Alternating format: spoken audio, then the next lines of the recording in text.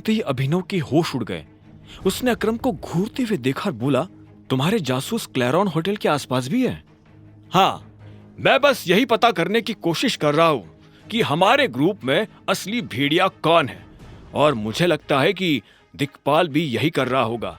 मैं दावे के साथ तो नहीं कह सकता, लेकिन मुझे लगता है कि तुम्हारी कंपनी की मेन सेक्रेटरी की दिक्पाल के साथ मिली भगत है। यह सुनते ही अभिनव हैरान हो गया। अब आगे क्या होने वाला था? क्या अकरम का अंदाजा सही निकलेगा? क्या सच में अभिनव के अपने उसे धोखा दे रहे थे? क्या करने वाला था अभिनव इस हालत में? अभिनव ने जब अपनी ही कंपनी की सेक्रेटरी के बारे में इस तरह की बात सुनी तो वो हैरान हो गया। उसने अकरम से पूछा, क्या उसे हमारे माफिया ग्रुप के बारे में पता है? नहीं, वो हमारे ग्रुप के बारे में कुछ नहीं जानती।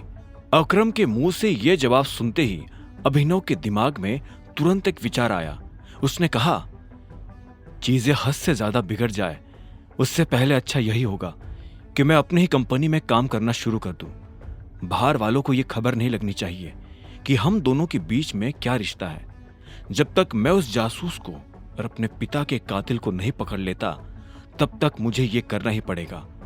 अकरम ने उसकी बात सुन एक गहरी सांस ली और कहा, ठीक है तो फिर जैसा तुम्हें सही लगे, लेकिन फिर भी मैं उस मैनेजर को तो जॉब से निकालने वाला हूं। उसे तुमसे इस तरह से बात नहीं करनी चाहिए थी। लेकिन मुझे एक बात समझाओ, क्या दिक्पाल इतना बड़ा बेवकूफ है कि वो दिन दहाड़े मेरी सेक्रेटरी से मिल रहा है? उसके दिमाग में भी तो ये बात होगी ही ना कि कोई उसे देख रहा है। कहीं ऐसा तो नहीं कि उसने जानबूझकर ये सब किया? अगर ऐसा होता तो वो रानी से क्यों मिलता? रानी? अरे तुम्हारी सेक्रेटरी। अब बातों बातों में मैं उसका नाम तुम्हें बताना ही भूल गया, अकरम ने कहा। अभिनव ने हाँ में सिर हिलाया और अकरम ने आगे कहा, हाँ, तुम जो कह रहे हो वो सुनने में सही लग रहा है, लेकिन सवाल फिर से वही खड़ा होता है कि अगर उसे ये सब पता था तो फिर वो रानी से क्यों मिल रहा था? मुझे जो जवाब समझ में आता है वो ये है कि हो सकता है कि दिक्पाल रानी को पहले से जानता हो। अभिनव को अचानक से याद आया कि अनन्या किसी भी वक्त उसे यहाँ लेने आ सकती है। उसने घड़ी देखी और उसके बाद फिर से अकरम की तरफ पलटते हुए बोला, जो भी हो, लेकिन उसने आज जो किया उसके पीछे उसकी मंशा कुछ और है। अगर ये कोई नॉर्मल मुलाकात होती तो वो दिन में तो रानी से नहीं मिलता, वो उसे रात में ही बुलाता, और वो भी गुड़गांव में नहीं, कहीं और। कहीं कुछ तो गड़बड़ है। मुझे पता नहीं क्या, लेकिन कुछ तो है जो ऑफ है।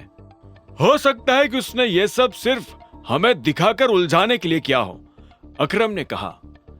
अब उसे भी अभिनव की बात में दम लगने लगा था। अभिनव ने कुछ नहीं कहा। वो पलटकर खिड़की की तरफ देखने लगा। तभी उसकी नजर नीचे सड़क पर पड़ी। एक गाड़ी AK प्राइवेट लिमिटेड के ऑफिस की तरफ बढ़ी चली आ रही थी। कुछ देर के बाद वो गाड़ी रुकी और अनन्या उसमें से बाहर निकल आई। अनन्या को देखकर अभिनव के चेहरे पर मुस्कान आ गई थी। वो फिर से अकरम की तरफ पलटा और बोला, शायद वो हमें यह सोचने पर मजबूर करना चाहता है कि जासूस रानी है, लेकिन जासूस रानी नहीं है, कोई और है। और वो जो भी है मेरी नजर से ज्यादा दिन तक बच नहीं पाएगा। रही बात नौकरी की, तो मैं चलता हूं बॉस, मुझे दूसरी कंपनी में नौकरी मिल गई है। जैसे ही वो बाहर आया तो इतने में कामिनी भागते हुए उसके पीछे से आई और उसके सामने आकर खड़ी हो गई। अभिनव देख पा रहा था कि उसके चेहरे पर एक बड़ी सी मुस्कान थी।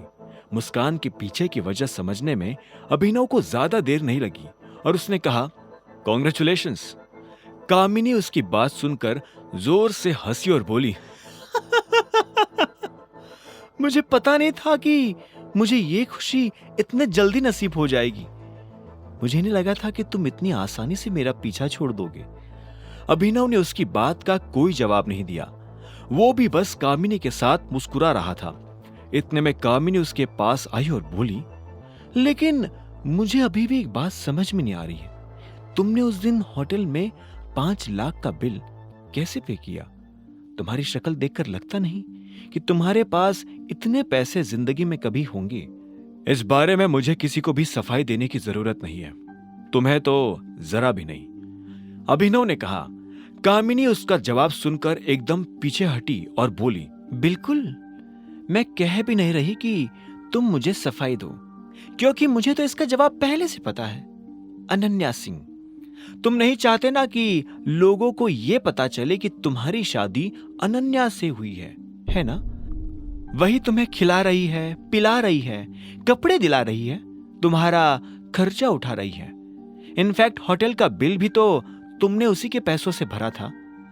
अभिनव कामिनी की यह बात सुनकर अपने आप को हंसने से रोक नहीं पाया। उसने कहा, क्या क्या सच में तुम्हें ऐसा लगता है? अभिनव हंसते जा रहा था। आगे की कहानी जानने के लिए देखें अगला एपिसोड सिर्फ पॉकेट एफएम के यूट्यूब चैनल पर, और द रिटर्न ऑफ टाइगर के सारे एपिसोड्स को सुनने के लिए डिस्क्रिप्शन में दी लिंक से डाउनलोड करें पॉकेट एफएम ऐप।